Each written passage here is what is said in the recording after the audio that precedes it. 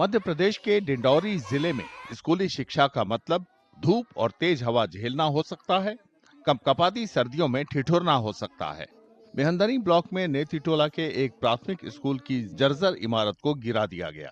इसके बाद 30 से ज्यादा छात्र खुले में क्लास करने को मजबूर हैं।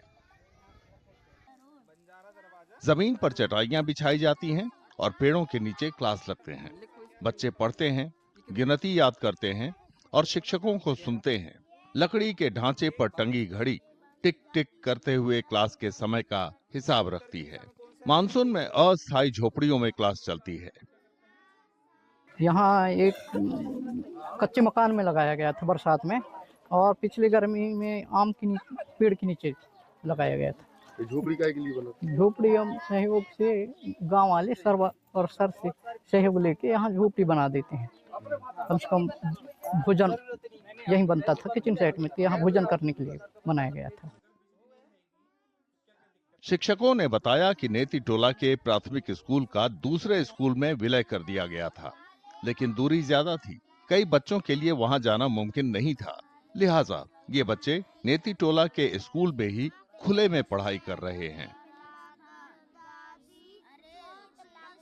तो मर्ज किया गया था स्कूल को गुजिहारी में, लेकिन वो दूरी होने के कारण और छोटे बच्चे वहाँ 4 से 5 किलोमीटर दूर पढ़ने ना जाने के कारण उनको यहाँ पे बीआरसी सर के द्वारा यहाँ पे एक गांव में ही एक कच्चा मकान दिलवाया गया था, जहाँ पे स्कूल लग रहा था। अभी तक के बरसात के मौसम में वहीं पे लगा है स्कूल, और अभी ठंड का मौसम होने के कारण फिर से अभी खुले आसमान के ये स्कूल का जो प्रांगण है यहाँ पे स्कूल लगाया है।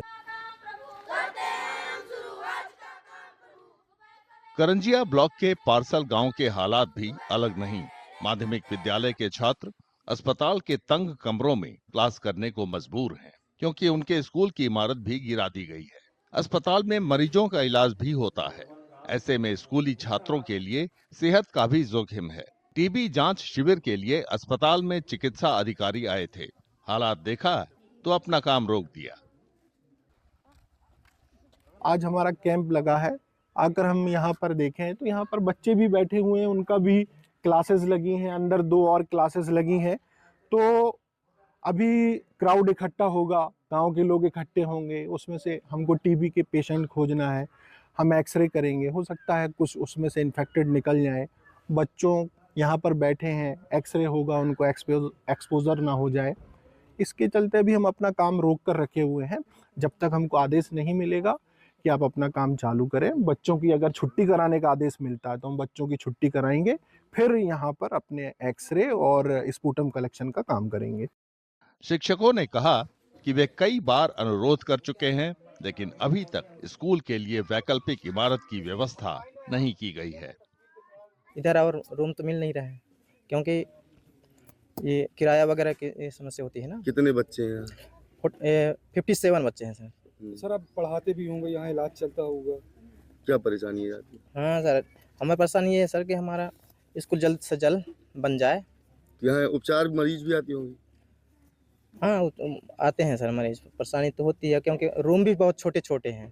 साइड में छोटे छोटे जो रूम है उसमें हम लोग संचालित कर रहे हैं क्लास। इसका आवेदन वगैरह नहीं दिया आपने? सर आवेदन दे चुके हैं, हम लोग आवेदन दे चुके हैं, कई बार आवेदन हो चुका है। मुश्किल हालात के बावजूद पढ़ने का बच्चों का इरादा डिगा नहीं है। उन्हें उम्मीद है कि अधिकारी जल्द ही नई स्कूल इमारत बनवा देंगे। बहुत समस्या जा रही। कहाँ पढ़ते हो अभी आप? खुले आसमान के नीचे।